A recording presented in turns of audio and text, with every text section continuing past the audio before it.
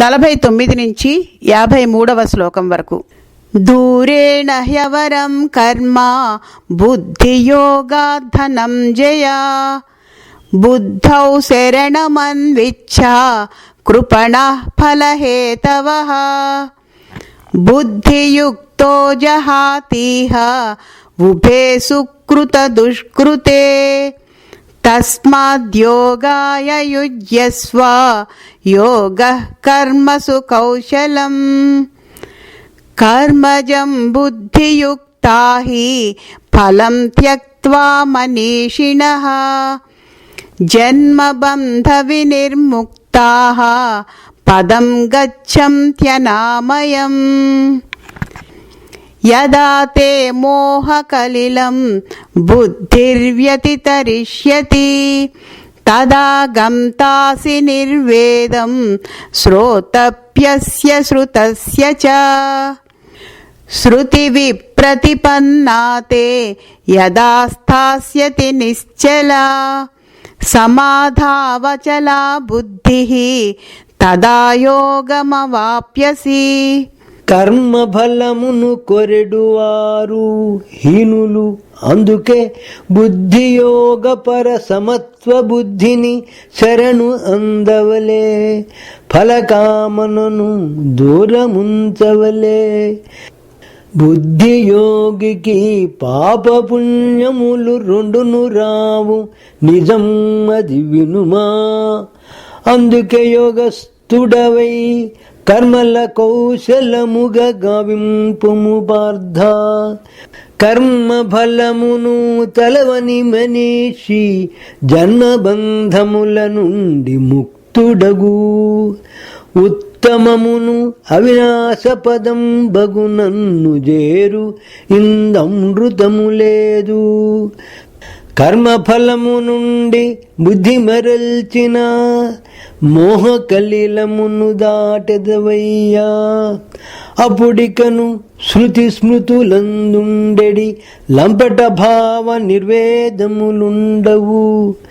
కర్మకు శృతి ఫలమేమని జూచుట మానిన బ్రహ్మ స్వభావునకికను సమాధియను ఒక యోగ సిద్ధియగు స్థిత ప్రజ్ఞుడ దానిని పొందును. శ్రీకృష్ణ హృదయేశ్వర భగవన్ శ్రీమద్గీతా వివరణ వినుమా. కాగా ఫలాని పూర్వకర్మ లేదా నిష్కామకర్మ అని మన వాళ్ళు అంటుండే కర్మ చేస్తే నాకేం ఫలం వస్తుంది అని ఆలోచించటమే మోహకలం. జ్యోతిష్యం నాకు ఏమి చెప్తుంది అని విచారించడం కూడా మోహకలిలమే అనిపిస్తుంది.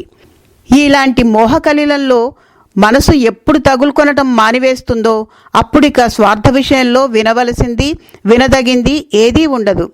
ఈ ఆలోచనలు మానివేసి ఉత్కృష్ట స్థితిని చేరి బుద్ధి నిశ్చలమే వెళ్లటం జరుగుతుంది అన్నాడు శ్రీకృష్ణుడు. 54, 55వ శ్లోకములు. అర్జున ఉవాచ స్థిత ప్రజ్ఞస్య కా భాషా సమాధిస్థస్య కేశవ స్థితధి కిం ప్రభాషేత కిమాసీత వ్రజేత కిం. భగవానువాచ ప్రజహాతి యదా కామాన్ సర్వాన్ పార్థమనోగతాన్ ఆత్మన్యేవాత్మనా తుష్టః స్థిత ప్రజ్ఞస్తదోచ్యతే. అర్జునుడప్పుడనే సమాధిగణనగు స్థిత ప్రజ్ఞుడనెవ్వరు కృష్ణ. అతడెటులుండును ఎటుల పలుకును ప్రియమున చెప్పుము ప్రజ్ఞావంతుడా. అది విని భగవానుడు నుడివెనువడి సూత్రము చెప్పెద వినుమర్జునుడా. మనసు అడుగులలో గల కోర్కెలు సహా సర్వమునొదులుట కావలె ముందుగా. ఆపై ఆత్మను పరుగానించి సంతుష్టుని పొంది నిలువవలెనయా. ఈ స్థితి ఆత్మధ్యానమందునే కనగల విధి బహు పవిత్రమయ్యా. మనసు పవిత్రముగా ముందు చేసిన ధ్యానము నిలచుట సత్యము సులభము. ఆత్మనే చూచుచు ఆనందింపగా అతి కష్టమయా మలిన మనసులకు. మనసు పరిస్థితి సాధారణముగా మారుట, ఏడ్చుట, నవ్వుట, తిరుగుటే అని శ్రీకృష్ణుడు అందుకు సాధన ఇది అని చెప్పుట మొదలిడెనయ్యా.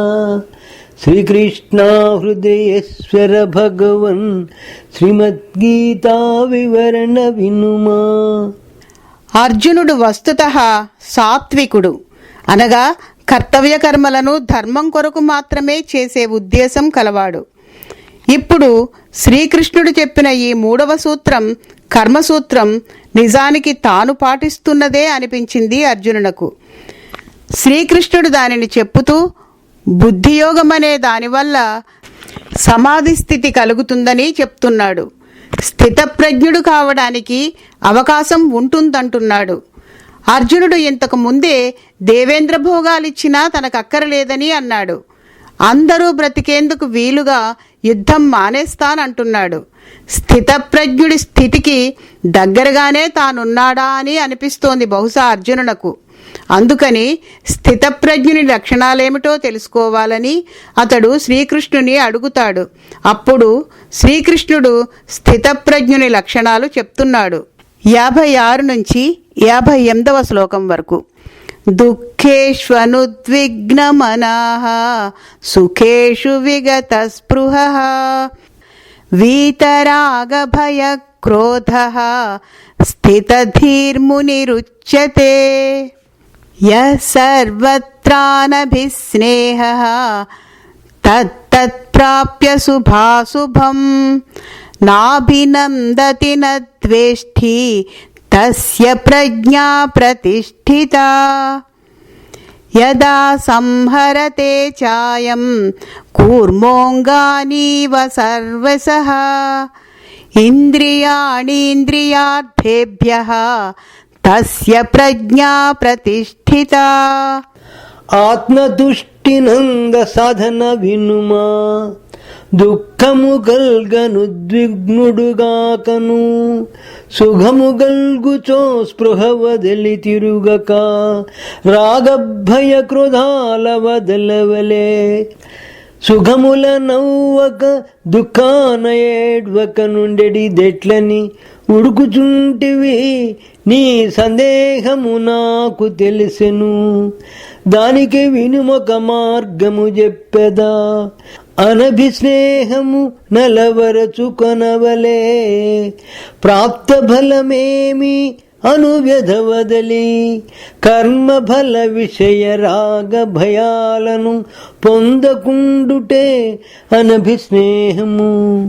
క్రోధంబును దరిజేరనీయకును ఫలితము నీకేది ప్రాప్తించెనో దాని భగవానున గర్పించు పొందుము. ద్వేషంపకు అది వ్యతిరేకమైన మంచి చెడుల చూడొద్దని కృష్ణుడు చెప్పుచుండెనని చీకాకు పడకు. బుద్ధి స్థిరం బగు మార్గం విధియే దానిని పొందగ సాధన మరి విను. ఇంద్రియముల విషయంబుల నుండి కుర్మము తన అవయవములంలోనికి లాగుకొన్నటుల లాగవలెనయా. అది చేసిన నీ ప్రజ్ఞ స్థిరమగును. శ్రీకృష్ణ హృదయేశ్వర భగవన్ శ్రీమద్గీతా వివరణ వినుమా. స్థితప్రజ్ఞుడంటే పార్థ, మనస్సు యొక్క అంతరాంతరాల్లో ఉండే అన్ని కోరికలు పూర్తిగా ఎప్పుడైతే వదిలివేయబడి ఆత్మయందే నిమగ్నుడై అలా ఉండటంలోనే సంతుష్టి నందుతూ ఎవడుంటాడో అతడు స్థితప్రజ్ఞుడు. దుఃఖకారణం ఉన్నా ఉద్విగ్న మనస్కుడు కాడు. సుఖకారణం ఉన్నా స్పృహ పోగొట్టుకొనడు. ఉద్రిక్తత పొంది అందులో మునగడు. కోరికే లేదు, ఇంకా క్రోధం ఎందుకుంటుంది? అది ఉండదు. ఎవ్వరికీ భయపడడు, తన శరీరం చచ్చిపోతుందనే భయమే ఉండదు. అలాంటప్పుడు ఇతరుల శరీరాలు చచ్చిపోతవి అనే భయం అసలే ఉండదన్నమాట. ఇంకా స్థితప్రజ్ఞులకు అన్ని చోట్ల అందరియందు ఏమాత్రం ద్వేషం లేనితనము, అతి స్నేహం లేనితనము ఉంటుంది.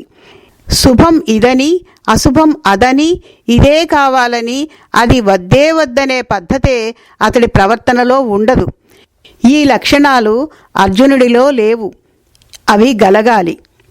అంతేగాక ఇంద్రియాలు, ఇంద్రియ విషయాలలో ప్రవర్తించేటప్పుడు ప్రతి క్షణాన జాగరూకుడై ఉంటాడు స్థితప్రజ్ఞుడు. ఎప్పటికప్పుడు తాబేలు తన అవయవాలను ఎలా లోపలకు లాక్కుంటూ ఉంటుందో అలా తన ఇంద్రియాలను ఇంద్రియ విషయాల నుండి లాక్కుంటూ ఉంటాడు. గుర్రమును కళ్ళెంతో లాగి పట్టినట్లు ఇంద్రియాలను లాక్కుంటూ ఉంటాడు. చిత్రమేమిటంటే ఇంద్రియాలను అదుపులో పెట్టుకోవటం అనేది ఒక కర్మ అయినా స్థితప్రజ్ఞుడు చేసే పని అని చెప్పక అది వాని లక్షణమేను అని చెప్పటం విశేషం. అలా శ్రీకృష్ణుడు ఎందుకు చెప్పాడంటే, స్థితప్రజ్ఞుని ఇంద్రియాలు వాటి ఇష్టం వచ్చినట్లు అవి వెళ్ళనేరవుగాక, అయినా అతడు అదుపులో పెట్టుకొనడం అనే దానితో సరిచూసుకుంటూ ఉంటాడు. అందుచేత అది అతడి లక్షణంగానే చెప్పటం జరిగింది అనిపిస్తుంది. స్థితప్రజ్ఞుడు కానివాడు లడ్డూ చేతికి అందితే తినవచ్చు, అందింది కనుక తిన్నాను అని మాత్రం సమాధానం చెప్పవచ్చు. కానీ స్థితప్రజ్ఞుడు అలా కాదు. అతనికి ఒకానొక నియమం సమయంలో మంత్రోచ్చారణం, సమర్పణం ఇన్ని ఉండవచ్చు బహుశా. ఇవన్నీ అయిన తర్వాతనే అతడు తినటం జరుగుతుంది. ఇవన్నీ తిండిని అదుపులో పెట్టడానికే కావచ్చు గాక అది ఒక లక్షణంగా అతడికి ఉంటుందంటున్నాడు శ్రీకృష్ణుడు. 59వ శ్లోకం. విషయా వినివర్తంతే నిరాహారస్య దేహినః రసవర్జం రసోప్యస్య పరం దృష్ట్వా నివర్తతే. విషయాల ఇంద్రియములకు దూరముగా చేసియు వేధించు తృష్ణటు ద్రోయగా అనుకొందువో మరి అందుకే పరునీ చూడు ఆత్మలో భ్రాంతి దొలగునంటి. శ్రీకృష్ణ హృదయేశ్వర భగవన్ శ్రీమద్గీతా వివరణ వినుమా. ఈ మాత్రమైనా చాలునా స్థితప్రజ్ఞుడు కావడానికి? అంటే ఆ మాత్రం చాలనే చాలదు. బుద్ధియోగం ద్వారా బుద్ధిని నియమించాలి. అదెలా? దానికి శ్రీకృష్ణుడు ఏమన్నాడంటే, పరం దృష్ట్వా నివర్తతే అన్నాడు. పరం అంటే ఏమిటి? పరమును చూచినప్పుడు మనసుకు వ్యామోహం వదులుతుందంటే ఏమని అర్థం? ఇంద్రియాల ద్వారా తెలుస్తూ ఉండేదానికి భిన్నమై ప్రత్యేకంగా ఉన్న విషయం తెలియాలట. అది ఏదంటే, నేను అనేది ఇంద్రియాతీతమైన నేనును అనుభూతి చేయగలిగినప్పుడు నీ మనసు, బుద్ధి సర్వము అటు మళ్ళీ ఉంటుంది కనుక ఇక ఇంద్రియ విషయము మీద ధ్యాస ఉండదని బోధ. పెద్ద భవనం కట్టుతూ ఉంటారు. గోతులు త్రవ్వి రాళ్లు పేర్చి ఉంచుతారు. ఎన్నో గదులు. అదెందుకు అలా త్రవ్వుతున్నారో త్రవ్వే వాళ్ళకే తెలీదు. వారిని అడిగినామంటే వాళ్ళు ఆ ప్లాన్ వేసిన వారిని చూపి వారిని అడగమని చెప్తారు. అతడు అప్పుడది ఒక పెద్ద హాస్టలనో దర్బారనో చెప్తాడు. అప్పుడు ఆ త్రవ్వకాలు అనర్థకమని అనిపించవు. తెలిసే వరకు ఉన్న పరిస్థితి తెలిసిన క్షణాన మారిపోతుందనేది ముఖ్యం. చిత్రం గీస్తాడు చిత్రకారుడు. వట్టి గీతలు గీస్తున్నట్లు అవుపడుతుంది. అవెందుకు గీస్తున్నాడో మనకి తెలీదు. బొమ్మ పూర్తయిన తర్వాత మొదటి గీచిన గీతలు చూద్దామన్నా అవుపడవు, గుర్తించలేము. అలాంటిదే పరమును చూచిన క్షణాన వ్యామోహం వదిలిపోతుంది అనేదాని అర్థం. వ్యామోహం చూద్దామన్నా దొరకదని ధ్వని. నిమీలిత నేత్రాలతో ఒక దేవుని బొమ్మ ఉంటుంది, లేదా మహర్షి బొమ్మ ఉంటుంది. ఎప్పుడు చూచినా అది ఏదో ఆలోచనలో ఉండి మనను గమనిస్తూనే ఉన్నట్లు ఉంటుంది. ఒకనాడెప్పుడో మనం ఒకానొక మూడ్లో ఉండి చూస్తూ ఉంటాం. అప్పుడు ఆ బొమ్మ ముఖంలోని భావాలు మనతో మాట్లాడుతవి. ఆ బొమ్మతో పాటు ఆ దేవుడు లేదా ఋషి భావాలు మనకి అవగతమవుతాయి. ఈ సునిశితమైన తేడాయే పరందృష్ట్వా వల్ల కలిగే మార్పు. 60వ శ్లోకం. యతతో హ్యపి కౌంతేయ పురుషస్య విపశ్చితః ఇంద్రియాణి ప్రమాదీని హరంతి ప్రసభం మనః. ఇంద్రియాలనంతయనిచెనైనను అవి ప్రమాదాన బుద్ధిని ద్రోసి మనసును హరించి మోసుకపోవును. ఇతరుల సంగతి చెప్పటిదింకేమి. శ్రీకృష్ణ హృదయేశ్వర భగవన్ శ్రీమద్గీతా వివరణ వినుమా. అలాగాక వట్టిగా మనసుతో మాత్రమే ఇంద్రియాలను అదుపులో పెట్టి చెవికి మాటలు వినరాకుండా నోటికి రుచి అందకుండా ఎంత జాగ్రత్త పడినా ఎప్పుడో ఆ ఇంద్రియ విషయాలు బలాత్కారంగా మనసునే తమ వైపుకు లాగివేస్తాయి.